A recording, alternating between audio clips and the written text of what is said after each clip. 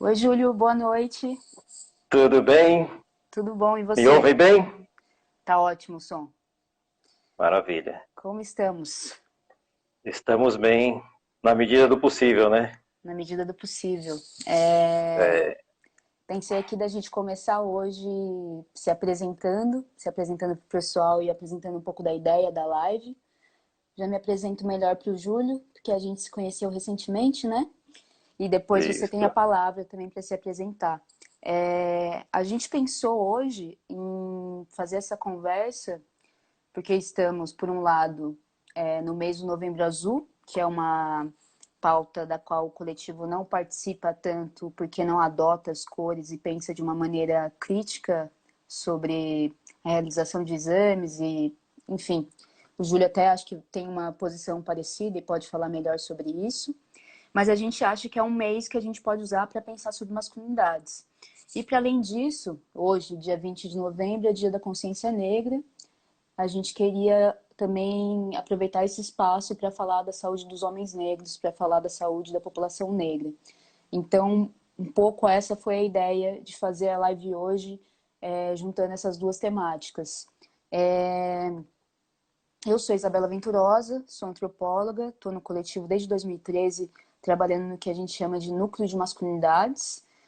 Sou pesquisadora, né? Então, venho há alguns anos trabalhando com temáticas relacionadas à violência contra a mulher e pensando sobre masculinidades de modo a pensar quem que é esse homem que comete violência, né?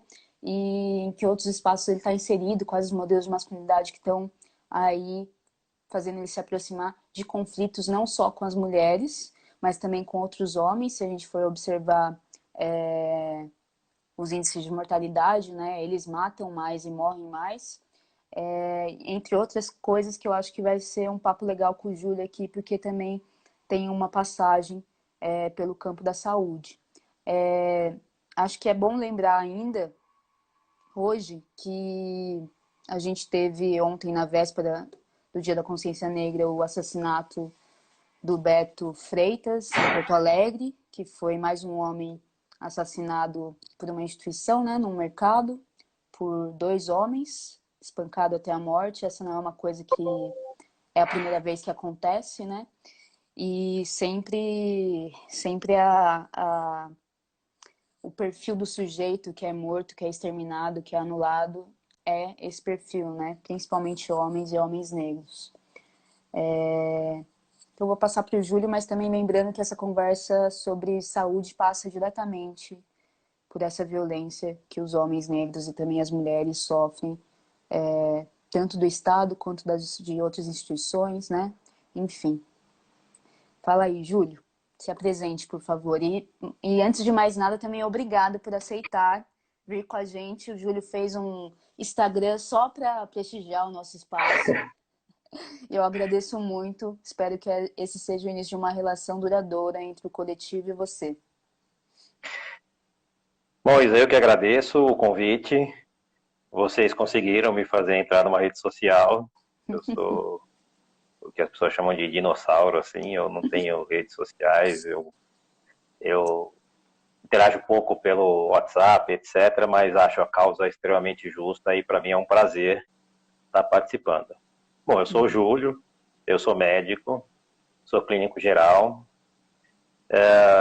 Fui formado na Faculdade de Medicina do ABC, fiz residência de clínica geral na Faculdade de Medicina do ABC, complementei essa formação na Faculdade de Medicina da USP. Isto já faz algum tempo, eu tenho 21 anos de formado agora, fazendo 21 anos de Caramba, formado. ninguém diz. Ainda bem, né?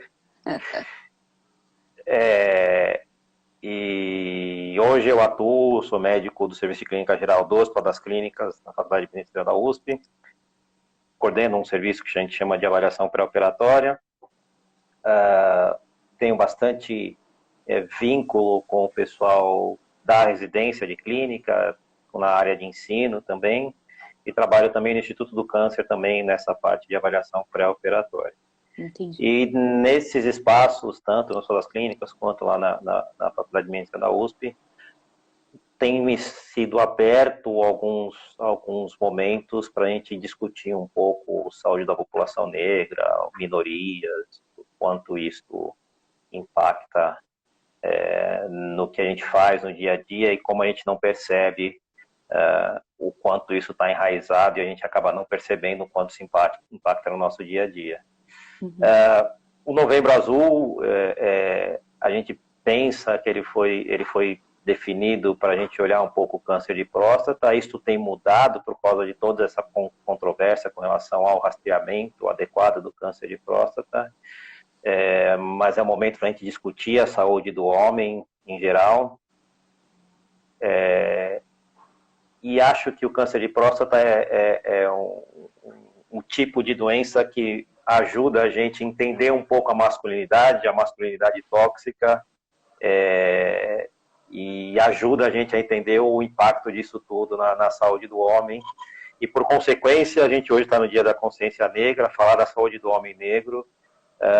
A gente passa pela violência, eu acho que não tem como falar da saúde do homem negro sem falar da violência, mas isso passa também por doença crônica degenerativa e que a gente também deixa para lá e fala pouco, mas que é extremamente importante num momento como esse. Uhum. E se a gente for pensar em outros níveis de vulnerabilidade, né? Se a gente for pensar em abuso de álcool e drogas, por exemplo, ele vai afetar também mais a população negra e vai ter decorrências daí, né? Doenças Sim. que são decorrentes disso. Então, a ideia é falar um pouco desse conceito de masculinidade tóxica, principalmente, e como isso impacta nos comportamentos e como esses comportamentos acabam impactando na saúde do homem, e o que isso tem a ver com o homem negro, se isso é diferente ou não. Uhum. Tá?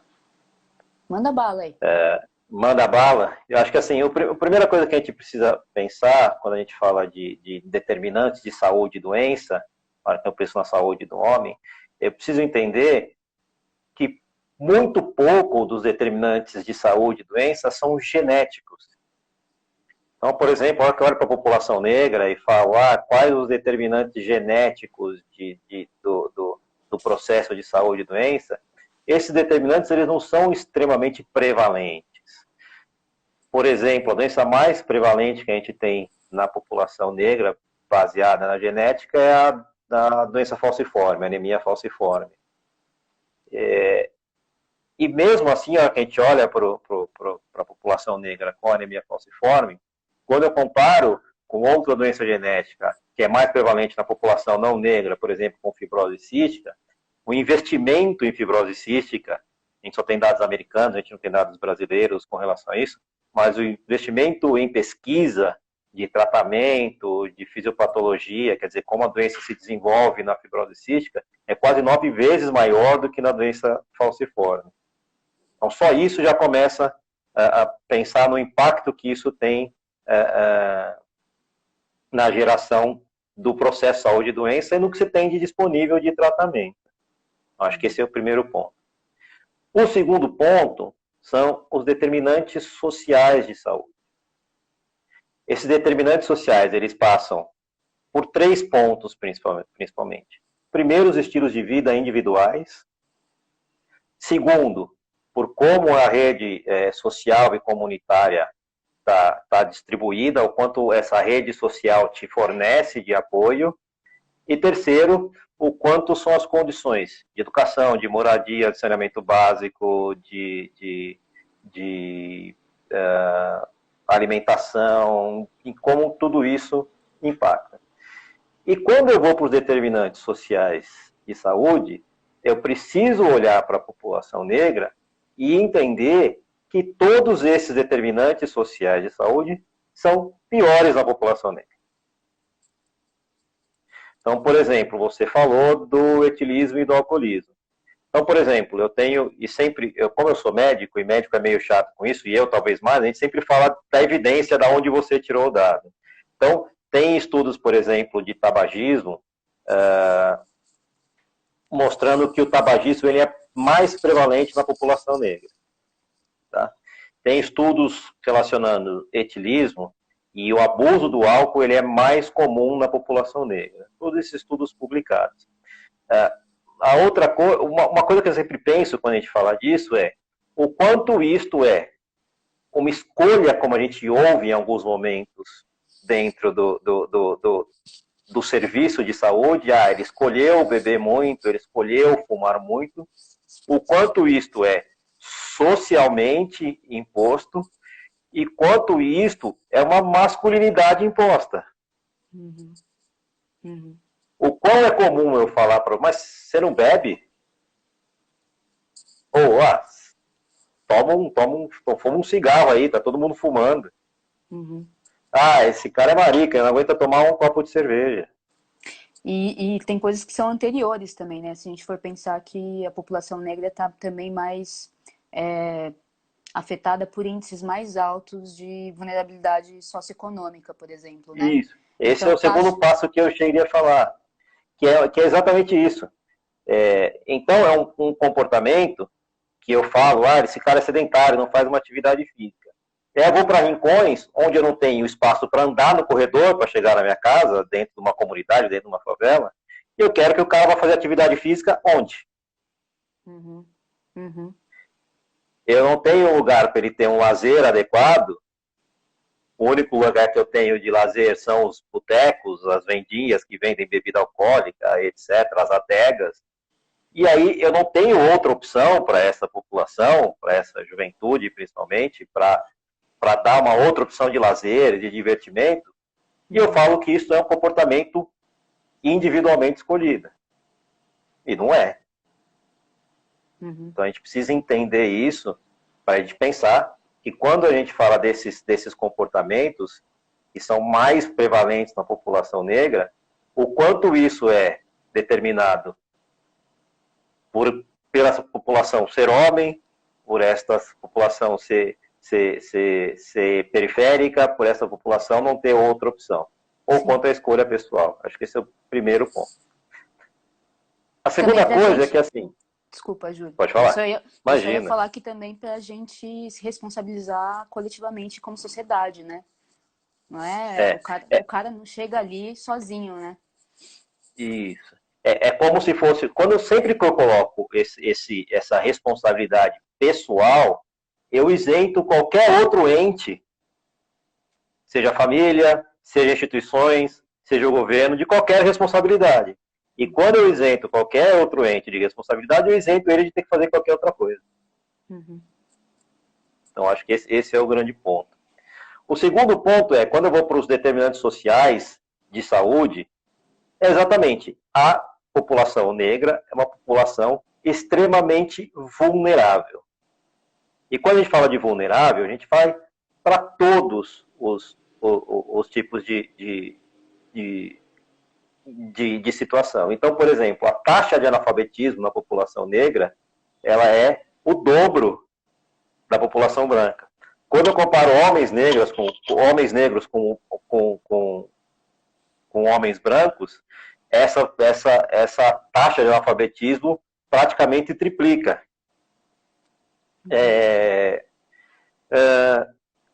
A taxa de crianças trabalhando na população negra é o dobro da taxa de crianças trabalhando na população branca. Uhum. Quando eu vou para homens, essa taxa chega até 63%. Então eu pego a criança que deveria estar na escola, que deveria estar se alimentando, e ela tem que sair atrás do sustento. Quando eu penso em desemprego comparando homens negros com homens brancos, ele é quase o dobro entre homens negros e homens brancos. Isso faz com que o homem negro esteja muito, na maior parte das vezes, na informalidade. E aí, por aí a gente vai. Tempo de deslocamento até o trabalho é o dobro, condição de trabalho é o dobro, e isto traz uma vulnerabilidade de saúde, não só social, que é muito importante para a população negra. Habitação, saneamento, né? Isso a hora que a gente for falar isso, e isto vai permeando qualquer... E tem um estudo do PNAD, que é do Programa Nacional de Atenção Domiciliar, que eles olham a renda e dividem isso por gênero e por etnia. Quando eu vou para rendas maiores, a diferença de ganho monetário entre o homem negro e o homem branco aumenta. Então, quanto mais o homem negro estuda, maior é a diferença de ganho monetário com o homem branco. Então, mesmo que eu chegue naqueles 4%, então eu tenho na base 50% de todo mundo que trabalha numa empresa, em média, e eu tenho só 4% de cargos de liderança e negros, mesmo que ele chegue nesse cargo de liderança, ele ganha menos. Uhum. E daí a gente pode falar sobre como o racismo vai afetar, né, esse lugar no mundo do homem negro também, né? E a sua saúde. Perfeito. E aí, depois que eu falei tudo isso que eu estou falando do racismo estrutural e como isso impacta o homem negro. E aí a gente volta lá para as masculinidades. O que é a masculinidade? Isso eu sempre tenho uma aula que eu falo sobre racismo, que eu sempre começo lá atrás do que é uma minoria, do que é uma discriminação, o que é um preconceito, o que é uma discriminação. Então a primeira coisa que a gente precisa entender é que a gente é preconceituoso com o homem. Eu acho que o homem tem um papel e eu quero que o homem cumpra esse papel. E qual que é esse papel? Quantas vezes, eu sempre gosto dos ditados, homem não chora, tá parecendo uma mocinha, isso é serviço de mulher. E eu tenho exemplos, por exemplo, na minha família, eu lembro, posso contar isso, meu primo vai ficar bravo se ele estiver por aí, mas tipo assim, a gente ia por uma casa de praia e minha mãe dividia as tarefas entre os adolescentes da época, né? E meu primo foi lavar a louça e ficou chorando porque ele tinha que lavar a louça. Sim. Entendeu? Então, esse comportamento do homem ser... Tem um nome disso, até tem... Os americanos têm um nome para isso, eu até esqueci. Daqui a pouco eu olho para vocês. Mas eles têm um nome específico para isso, que o homem não consegue demonstrar sentimento. Sim. O homem foi criado para não mostrar sentimento. Uhum. Tá? Então, por exemplo, alguém mexe com você na rua, você toma um tapa, alguma coisa, o que a sua família fala para você que é homem? Vai lá e bate nele. Né? Exatamente. Você não pode chegar num acordo, você não pode confiar. Então, esse é o primeiro ponto. E aí tem o estereótipo do homem negro, que é o homem que é viril, que é o homem que é violento, que é o homem que é fisicamente avantajado. Hipersexualizado. Isso, que é hipersexualidade. E por outro lado, o homem que é menos inteligente, menos capaz. Tem uma pesquisa que saiu, acho que o mês passado, ou esse mês mesmo, e é engraçado isso, porque eu adoro esporte, e eu estava vendo isso no futebol. E na Inglaterra eles fizeram uma pesquisa de como eles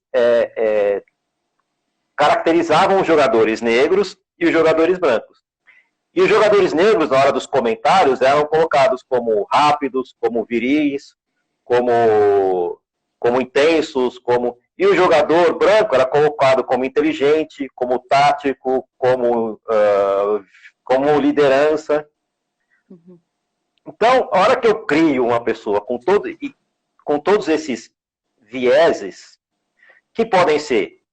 Isso tem estudos, e esses nomes, para quem gostar, quiser ler mais sobre, é importante saber esses nomes. Com vieses explícitos, então eu acredito naquilo, eu externo aquilo como se fosse a maior verdade, tá?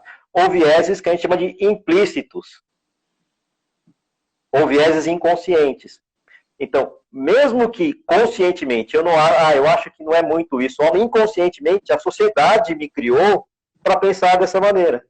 Uhum. Com relação ao homem negro. E a hora que a sociedade me criou desta maneira, inconscientemente, eu coloco esta responsabilidade no homem negro. E aí, dentro de uma situação de vulnerabilidade que esse homem negro cresce, ele está completamente suscetível à morte violenta. Este é o principal ponto. Uhum. E tem um estudo da Organização Pan-Americana de Saúde, que foi publicado, se eu não me engano, em 2018, 2019. Você sabe que nascem mais ou menos 104 homens para cada 100 mulheres. Não é muito igual quando nasce. Até os 10 anos, a mortalidade entre homens e mulheres é muito igual. É exatamente igual. A partir dos 10 anos, e principalmente a partir dos 15 anos, a mortalidade dos homens é 4 a 7 vezes a mortalidade das mulheres. E aí tem um outro marcador, né, que é o de raça. Então, se a gente voltar Isso. atrás, algumas crianças vão morrer, não porque são homens ou Exatamente. mulheres, mas porque são negras. Exatamente. E quem morre? Quem morre 7 vezes mais? O homem negro. Sim. Entendeu? Então, eu vejo nas estatísticas de 2018 do IBGE, e vejo que a cada 23, 24 minutos, um homem negro é assassinado. Eu vejo de cada 4 vítimas de violência policial, 3 são negras. Eu vejo que... nossa, eu tenho tudo isso anotado. Eu vejo que a cada 10 óbitos, quer dizer, a cada 4 óbitos violentos no trânsito, 3 são de homens negros. Então, se eu for pensar em saúde do homem negro, esta é a principal causa de óbito de homem negro e jovem nesse momento. Então, acho que é isso que a gente precisa pensar. E a gente acha que a gente está fazendo alguma coisa. E eu estava aqui lembrando, e eu gosto de ouvir de rap, por exemplo, e em 97, não sei se você conhece, Racionais, capítulo 4, versículo 3, o Primo Preto já falava exatamente isso, 60% dos jovens de periferia já sofreram violência policial, mesmo não tendo antecedentes. A cada 4 pessoas mortas pela polícia, 3 são negros. Apenas 2% dos alunos das universidades brasileiras que conseguem se formar são negros. Isso era 97. O que a gente fez até agora? E você acha que na formação em medicina existe esse olhar? Você estava falando dessa série de dados estatísticos. Hoje eu dei uma mapeada aqui e vi que o componente de cor e raça nem sempre aparece quando vai estar se calculando, né? Ele vai ser criado em 96 pela primeira vez e depois em 2004, acho que de novo. Mas algumas pessoas que vão aplicar ali, levantar os dados no atendimento, até pulam essa parte. Então, você acha que os profissionais em saúde estão sendo formados também para ter esse olhar sensível às questões raciais? A minha resposta vai ser direta, não vou enrolar não, a resposta é não. Eu tô em 2 estudos no HC, no Hospital das Clínicas, um de doenças crônicas e um de pacientes com Covid. E eu fiquei impressionado que quando a gente foi ver etnia, isso era levantado do prontuário eletrônico do paciente, não era perguntado, a gente tinha só 20% de pacientes pretos e pardos. Não, né? Quase 60%, mais de 60% dos usuários, quase 70% dos usuários do SUS são negros e pardos. Falei, onde é que está o erro?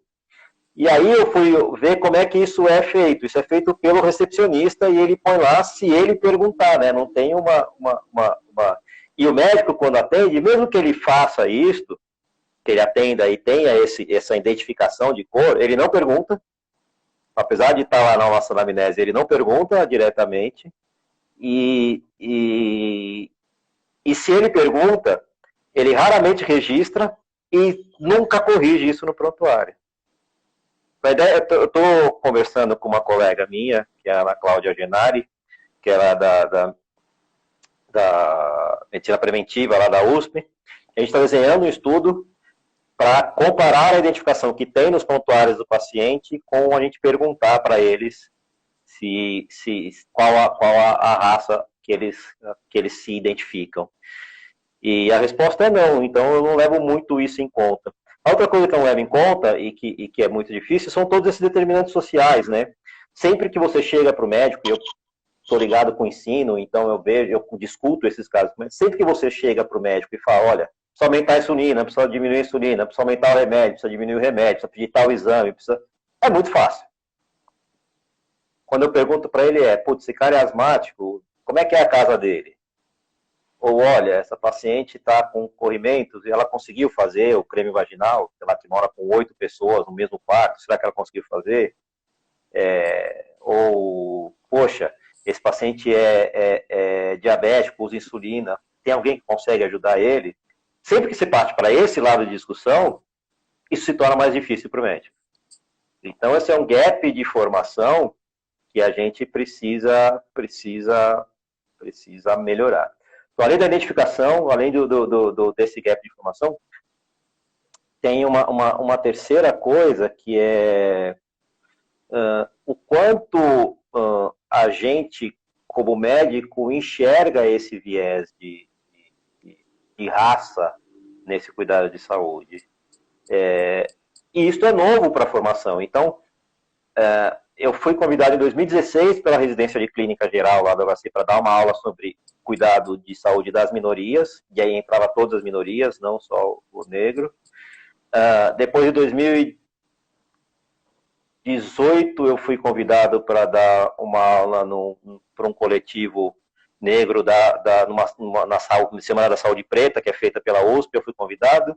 Depois, em 2019, eu gravei uma aula para o núcleo de apoio ao estudante, para o grupo de racismo. E eu só comecei a dar aula por 4 anos sobre saúde da população negra há 2 anos, acho. 2 ou 3 anos, no máximo. E é uma aula num curso de 4º ano. Então, não existe um pouco essa visão da saúde da população negra, é muito menos essa visão mais social. Aí, o que acontece? Quando o cara passa dessa infância, e ele, dessa adolescência, ele consegue estudar, trabalhar, etc. Vamos supor que eu tenho um homem provedor da família e que ele leva o sustento para sua casa e que ganha menos, que está no mercado informal e que ele fica doente.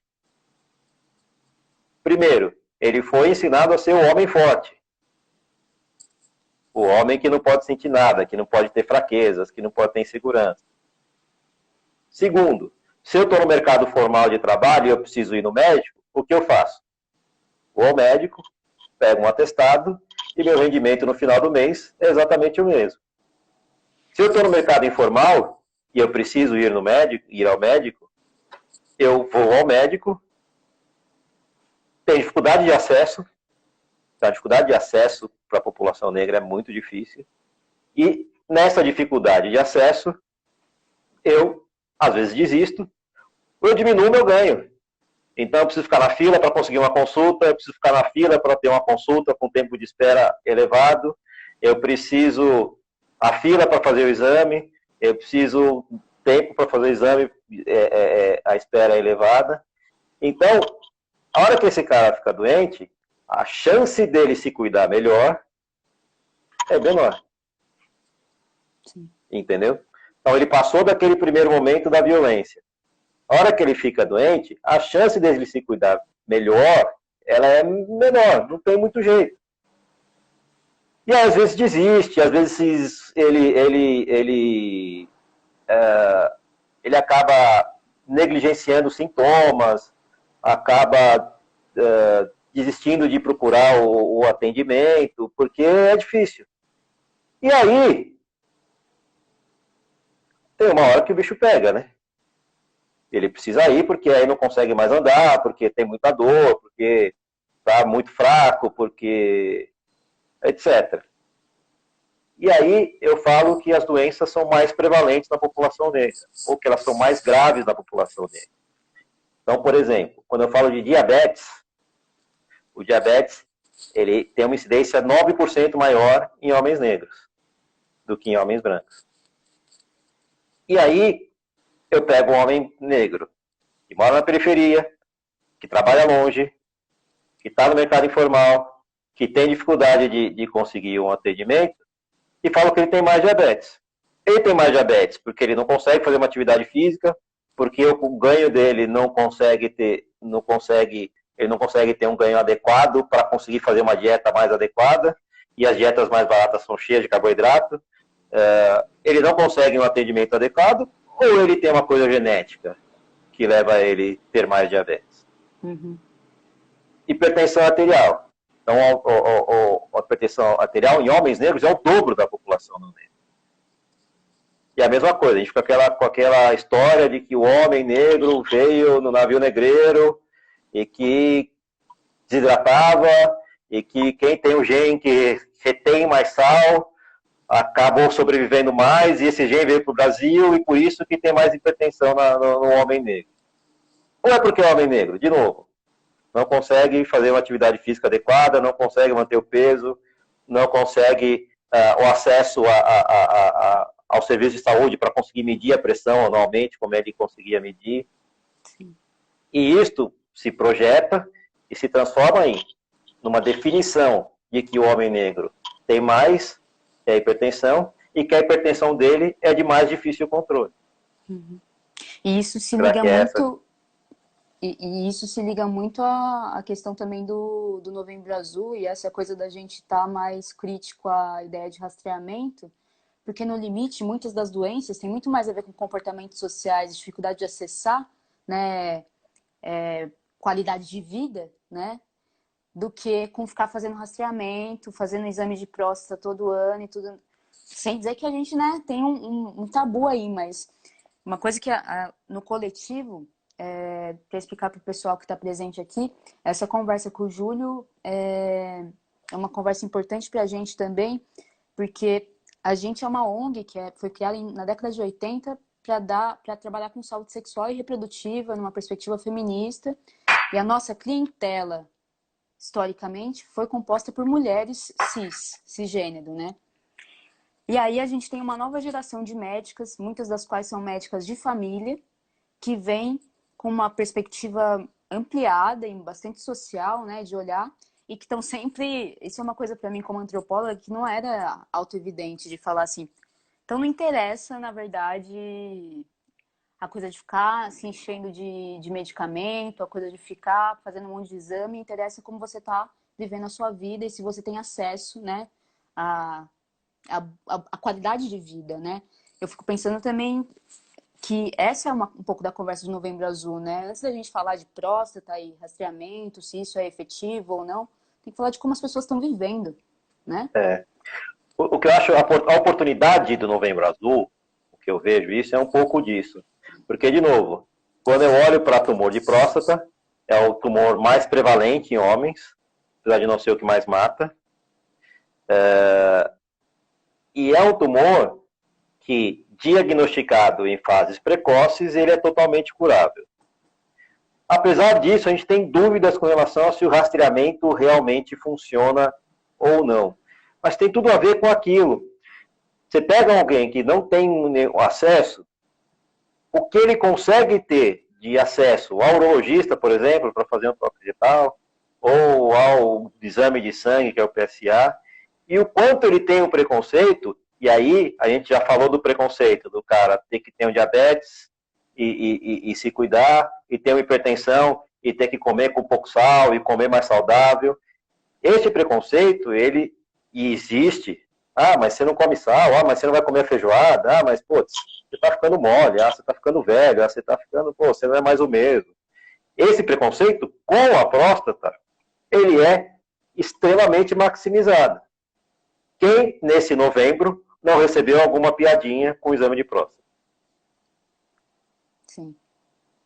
Sim, total. Quem não, neste momento, em algum momento, não recebeu alguma piadinha com um videozinho, um meme com exame de próstata?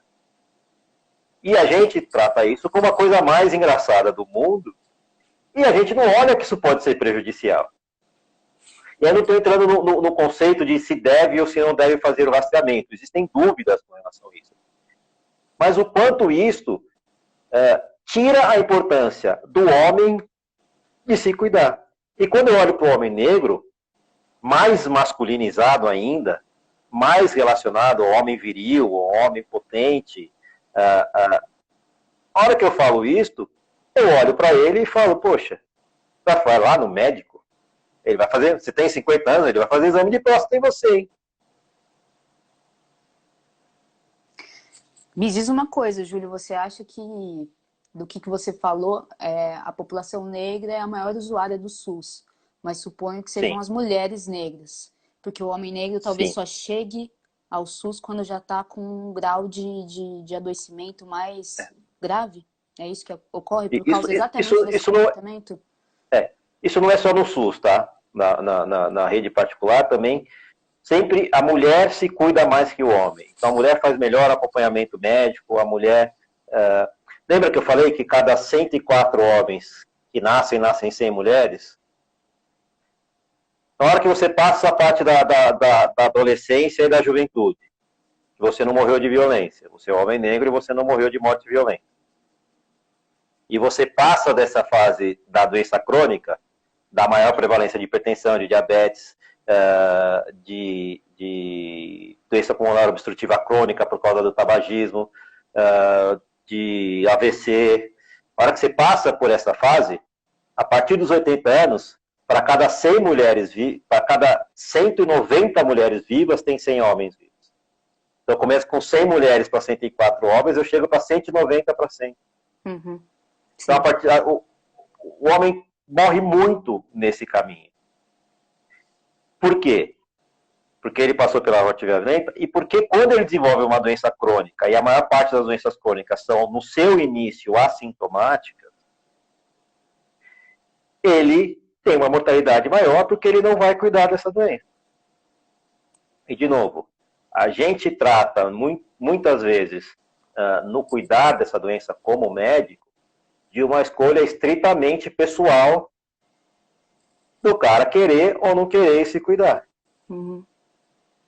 A gente não pensa nesse ponto de vista mais coletivo de que se eu dou acesso ao cuidado, se eu dou importância ao cuidado, e se esse cuidado é feito de maneira adequada. Isso tem outra coisa, que é o racismo estrutural, ele também está nas instituições de saúde. Então, tem publicações, por exemplo, no Caderno de Saúde Coletiva, daqui de São Paulo, mostrando que o atendimento à população negra, e a homens negros, ele é pior. Então, por exemplo, existe alguns relatos, você pedia para ver se alguém tinha presenciado algum tipo de discriminação racial no atendimento, e 40% dos pacientes usuários do SUS, nesse estudo, dizem que presenciaram algum tipo de discriminação racial. E o homem vai lá, com uma dor nas costas, uma lombalgia, e o médico vira para ele e fala, pô, negão, cara desse tamanho com dor nas costas? Sim. O cara vai lá com uma dificuldade de urinar, por exemplo, o cara fala, pô, negão, acho que você não vai mais dar no couro.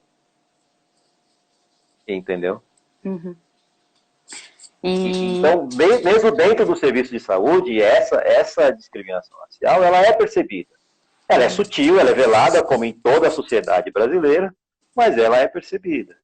Então, a gente tem, desde o acesso, que é mais dificultado, pelas condições de acesso, pela dificuldade de acesso, e por você, a hora que for cuidar da saúde, se você não tem um emprego formal, você vai diminuir sua renda, e aí você é o responsável, muitas vezes, masculinidade. Você é o responsável pelo sustento da família, você não aceita que sua mulher te ajude, você não aceita que sua mulher ganhe mais que você, a masculinidade tóxica, né? E tudo isso, o alcoolismo, o tabagismo, essa diminuição de renda do homem que fica doente, tudo isso gera conflito dentro de casa. Uhum. É nesse momento que surgem as agressões, que surge a desestruturação familiar, que surgem as violências. Então, isso acaba, num primeiro momento, que a gente olha as coisas muito compartimentadas. A hora que eu olho a história toda, fica muito mais claro para mim, para entender o que acontece. Sim. e onde eu tenho que trabalhar. Esse é um ponto importante, porque essa live aqui é uma live que dá um pouco de taquicardia, né? A gente vai falando e vai surgindo um monte de problema. O pessoal tá super participando aqui no chat, falando da importância de conversar sobre isso, mandando referências de filme, etc, etc. Legal. Falando sobre como o sistema produz as doenças dos homens negros, né? Então, fazendo essa leitura, e eu fico pensando, eu li algum artigo recentemente que falava também de que a gente tem que fugir de certas narrativas que pensam o homem negro só como um problema, entendeu? O problema do homem negro, o problema do alcoolismo, o problema da violência, e tudo é negativo. E aí eu queria pensar com você, Júlio, para onde que a gente vai, né?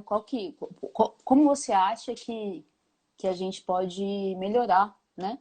A saúde da população negra e dos homens negros? Como que a gente aproxima esse cara que não chega, ou que quando chega já está... Eu tenho alguns apontamentos, né? É, E tudo isso nada passa por um lugar individual. eu acho que essa construção é uma construção coletiva. Eu acho que isso, e é importante a gente falar em vários lugares, de vários temas associados à saúde do homem, à saúde da população negra, porque a gente, na hora que eu olho para isso, eu sempre acho que a gente está num momento de transição entre o reconhecimento do racismo estrutural, que é uma coisa maluca, e o passo seguinte necessário, que é a ação. E eu tenho medo de a gente se perder nesse ponto e achar que o reconhecimento é suficiente, que é o que eu tenho visto muito. Então, hoje em dia, é moda falar sobre racismo, é moda falar sobre a saúde da população negra, é moda falar sobre homofobia, é moda falar sobre machismo, e a gente tem uma parte da população que antes não reconhece, tem uma parte da população que não vai reconhecer, que vai achar que é mimimi, que é besteira, etc. E é mais difícil, mas a gente tem uma parte grande da população que não enxergava isso antes e que enxerga. E o meu medo é a gente parar nesse ponto. Então a gente precisa mesmo tomar essas ações. A gente está meio nesse limbo. Por que a gente está meio nesse limbo ainda? Eu paro o Brasil porque o George Floyd morreu. Uhum. E tenho zero repercussão do cara que morreu ontem no Rio Grande do Sul. Uhum.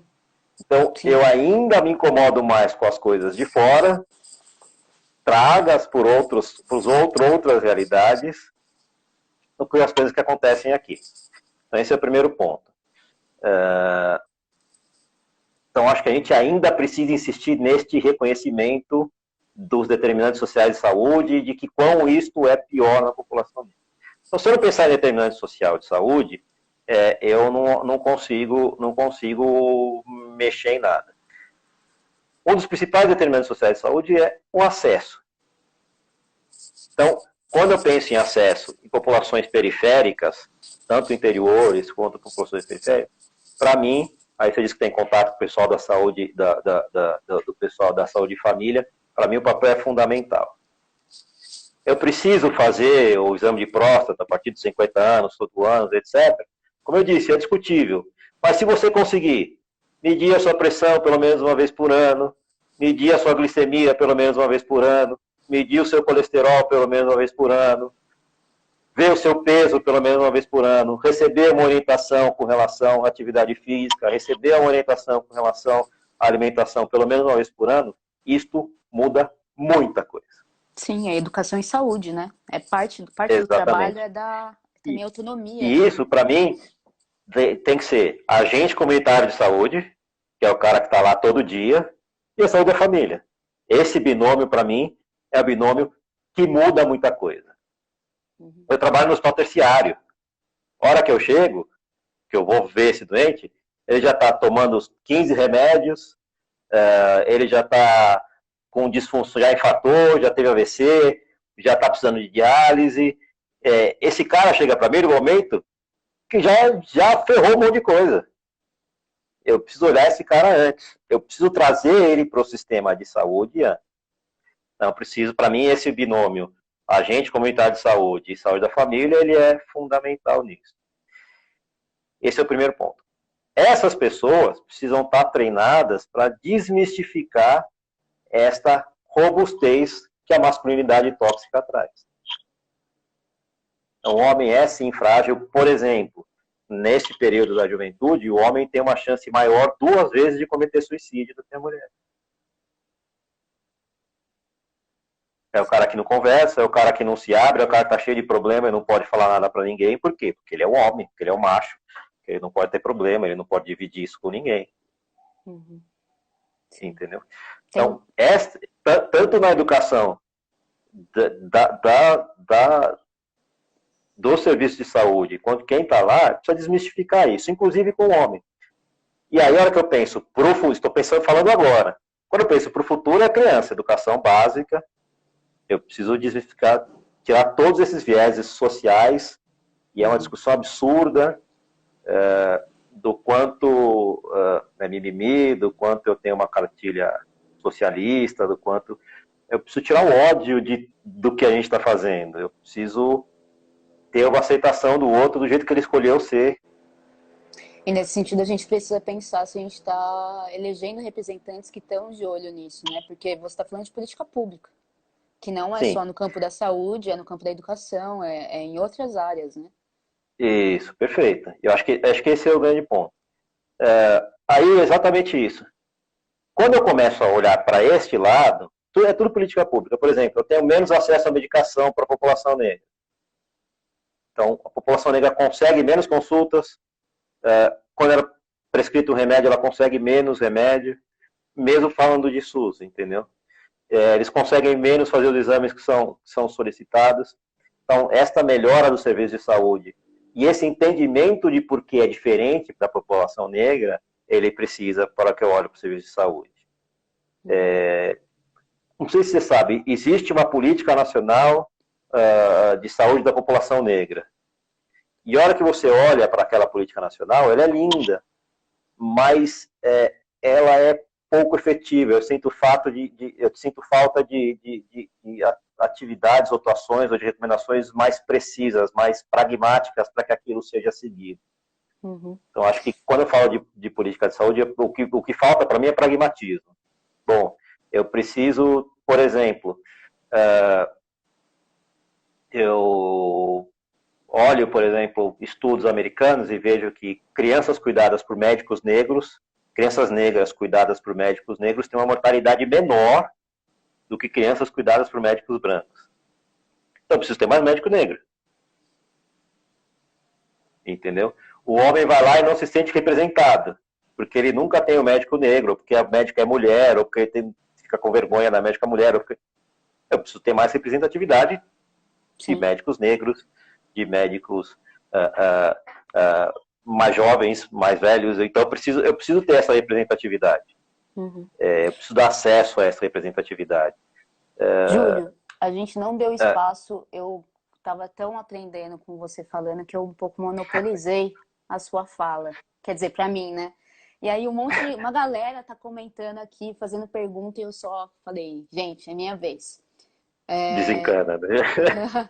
Olha aqui, o Michel tá falando, eu li recentemente, acho que numa postagem do Quebrando o Tabu, que homens negros são mais propensos a desenvolver exame de câncer de próstata. Isso é verdade? Bom, de novo, como eu disse, o que a gente tem é dúvida se isto é uma verdade científica ou é só por falta de cuidado.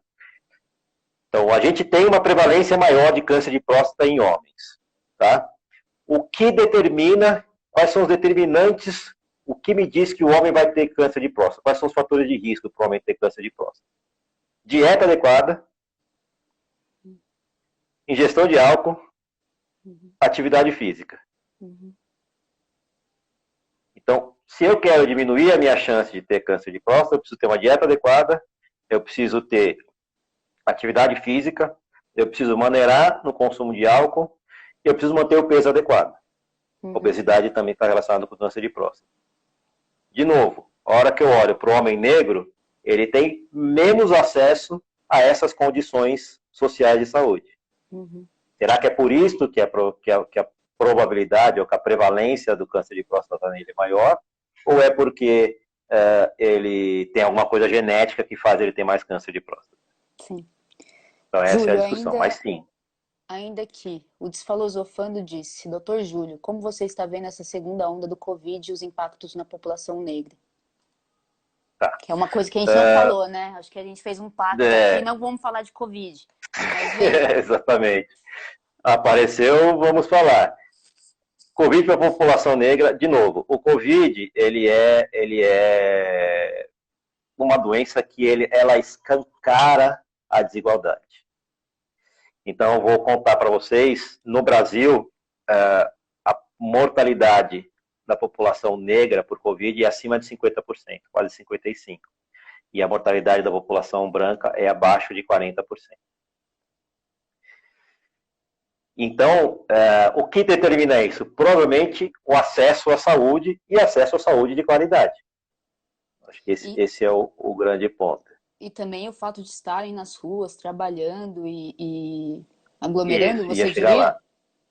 Sim, em aglomerações de transporte, do transporte público, não aglomerações, digo... Não é só o transporte público. Imagina que começou a pandemia. E você trabalha no escritório e foi trabalhar em home office. Você precisa trabalhar, não precisa? Alguém precisa cuidar da sua casa, já não cuida? Você fala para sua empregada, não venha? Não, a maioria não fala, né? Quem se expõe? Sim. Entendeu? Você está nos serviços essenciais. Construção civil, sei lá, padaria, água, luz, etc. Quem trabalha nos serviços essenciais básicos? Lixeiro, etc. Quem trabalha? A população negra. Não foi dada a opção para esse cara ficar em casa. Sim. Entendeu? E aí, o cara que tem a opção de ficar em casa porque ele trabalha informal, etc., ele não pode. Porque ele fica em casa, a família dele passa fome. Então ele se expõe mais. Então, a Covid veio para escancarar as diferenças. E o que a gente fala para a Covid, para mim, é o reflexo quando eu olho para a doença crônica. Eu só não olhava isso com viés racial antes, o que a Covid me mostrou. Então, eu falei de novo, tem mais diabetes negro, a pressão alta é pior, tem mais AVC. Por quê? Será que não é isso? Total. Será que não é essa a diferença? A Ana Maria está dizendo aqui, em Sampa é pouquíssima essa representatividade que você disse dos médicos, né? O que não acontece em Salvador. Você tem informação se a situação é a mesma do homem negro não comparecer no médico? Deles não procurarem por causa disso também? Isso de informação científica, de dado de trabalho, a gente não tem. Mas, por exemplo, quando eu olho dos formados nas últimas turmas de formados de medicina no Brasil, eu tenho menos de 2% de médicos negros se formando. A representatividade do médico ela é muito pequena. Então, o homem ir ao médico e achar que ele vai achar um médico ou uma médica negra não chega a ser uma agulha no palheiro, mas é raridade. Sim, eu nunca fui atendida por um médico ou médica negra, nunca. Engraçado, nessa história de Covid... Desculpa. Não, pode falar. Não, eu sou usuária de SUS, assim, nunca... Nessa história de Covid, eu fui descolocado por uma enfermaria para tratar só os pacientes com Covid, e junto comigo foi uma outra médica da clínica geral lá do HC, que também é negra, e veio uma residente da psiquiatria, que foi ajudar a cuidar dos pacientes, e ela era de Vitória, agora não lembro se era de Vitória ou de Santa Catarina, mas tanto faz. E ela falou, gente, eu nunca tive aula, nunca tinha visto um médico negro na minha vida. Tristeza, né? Nos 6 anos de faculdade dela, ela nunca viu um médico negro. Então, representatividade, a gente precisa e está mexendo nisso nas cotas. Acho que as cotas são um grande passo, mas a gente precisa pensar na permanência do negro das universidades. A gente tem quase 50% de evasão entre a entrada e a saída desses médicos, dos médicos, não só em todos os cursos superiores da faculdade, a gente precisa pensar numa coisa também específica. Sim. Mas o homem tem dificuldade de ir exatamente por causa, não é muito pela representatividade, mas é por como ele é tratado dentro do serviço de saúde. Uhum. O homem também é tratado com esta rispidez que a masculinidade tóxica traz para o tratamento do homem. Então, e o espaço do cuidado também não é um espaço que chama, né? Não, vou fazer isso, eu vou levar, vou trabalhar. Eu vejo, o meu pai não é um exatamente. homem negro, é um homem branco, mas de camadas baixas. Eu sou filha de um casamento interracial. E para ele não faz sentido algum procurar uma atenção Ir ao estética, médico. sabe?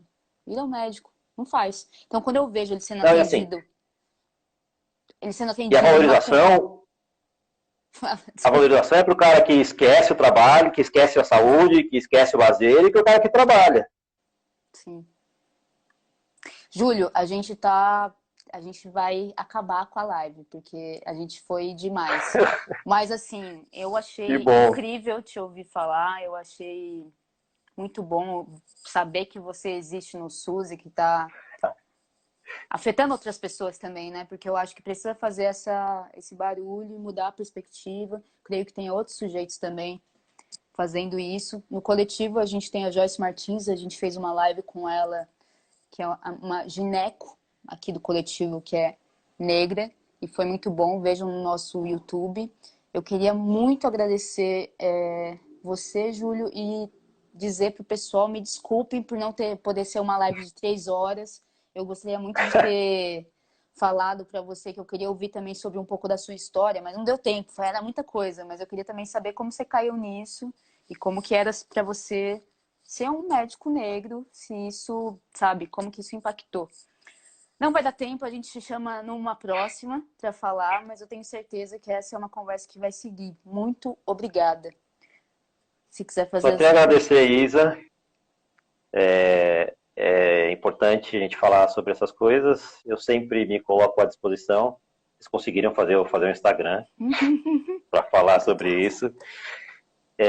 Nessa área tem muita coisa para ser falada.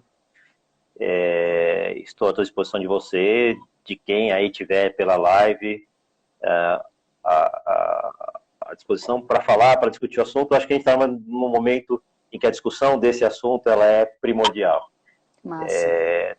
Tudo que é relacionado a vieses intrínsecos aos nossos preconceitos em relação ao machismo, à homofobia, ao racismo, a qualquer outro preconceito que a gente tenha, tudo isso está na hora, a gente tem um momento propício de trazer isto para o consciente, para a ebulição, para todo mundo ver e a partir disso tomar caminhos melhores do que a gente tomou até agora. À disposição para falar quando você quiser, Isa.